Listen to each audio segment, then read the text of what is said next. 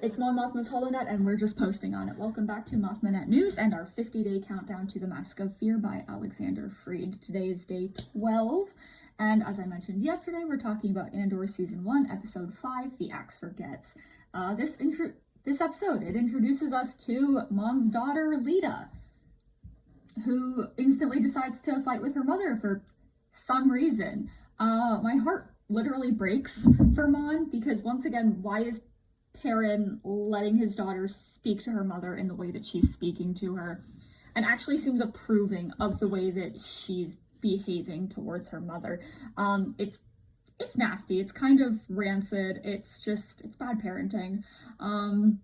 She's portraying her mother as someone that's manipulative and selfish, who doesn't care.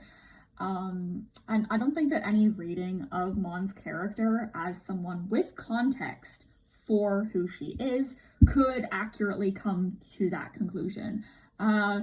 So I think that it's very interesting that her daughter perceives her to be that type of person, that uncaring, selfish, manipulative person, which she's not.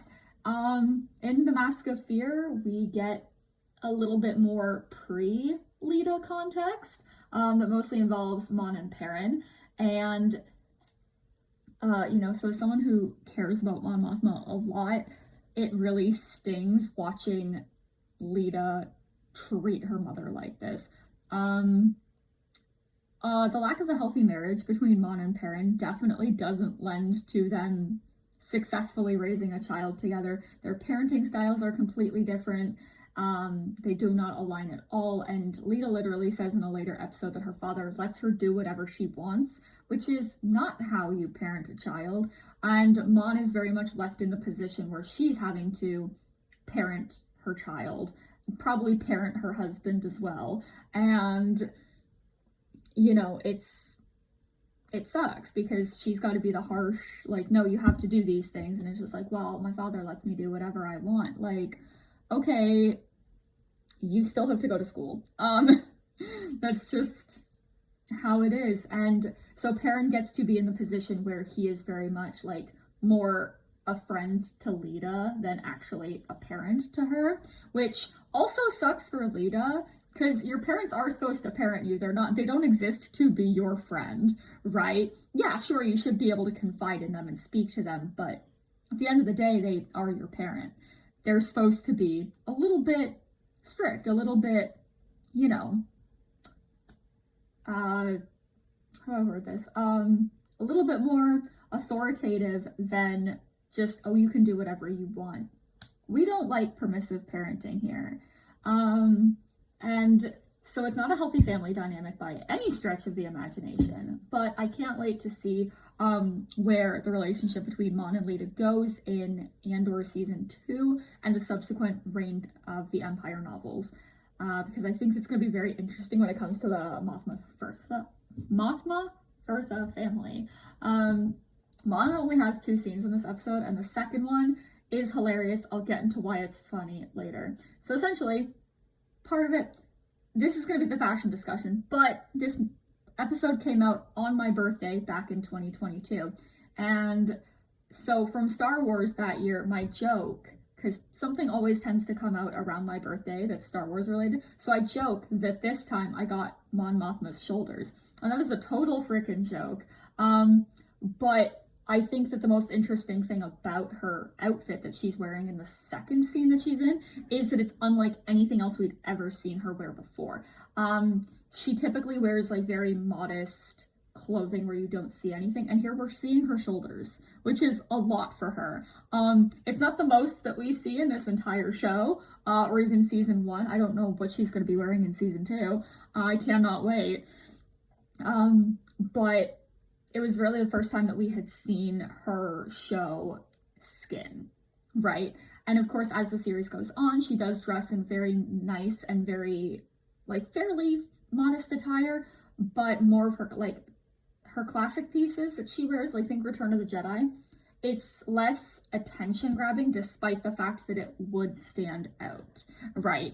You see, you can tell where Mon Mothma is in a crowd of rebels, right? You can see her, she does stand out, but she's not meant to grab all of this attention, right?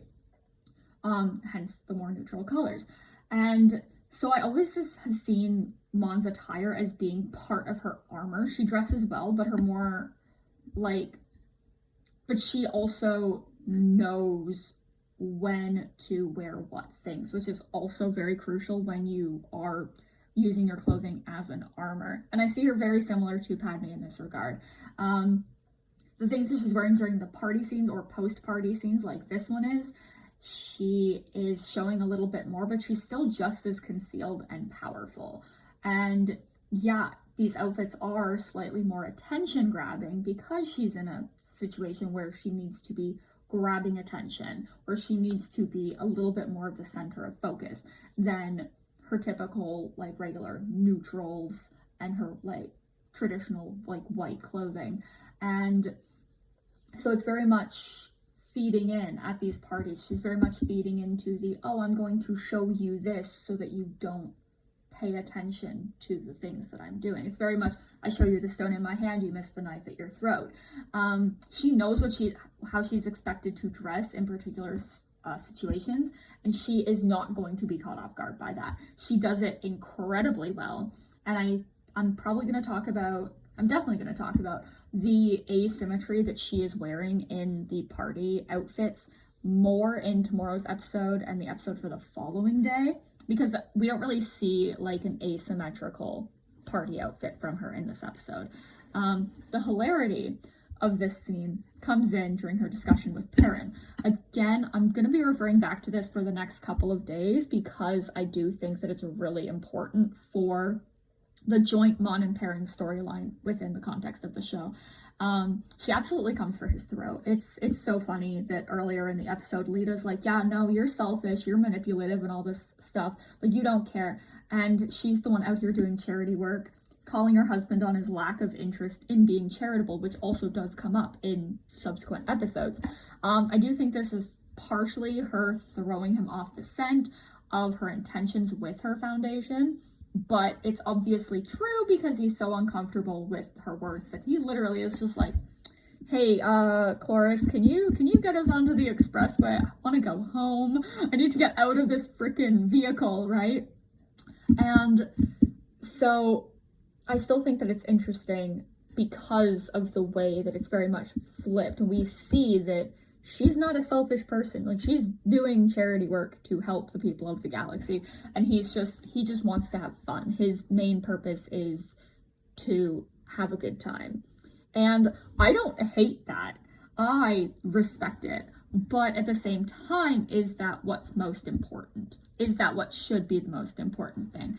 And with Lita perceiving her mother to be selfish, meanwhile, Mon is having to remind her husband twice in the span of one episode the name of their driver, right? It's very much that Mon, despite not being at home as much as we think Perrin is, she still knows the name of their staff, the people that work for them, much better than he does. And it's just like, okay, if one of those two people is selfish and doesn't care, who is it going to be? Yeah, so I just think that it's the way that Mon is seen by her family in this episode is really interesting. And I think that we're gonna get a lot more of that soon. I'm scared for Andor season 2. I'm very scared. Yeah, so I think that's it for day 12 of our 50-day countdown to the Mask of Fear. Tomorrow on day 13, we're talking about my favorite Andor episode to date, which is episode 7, Announcement. See you then.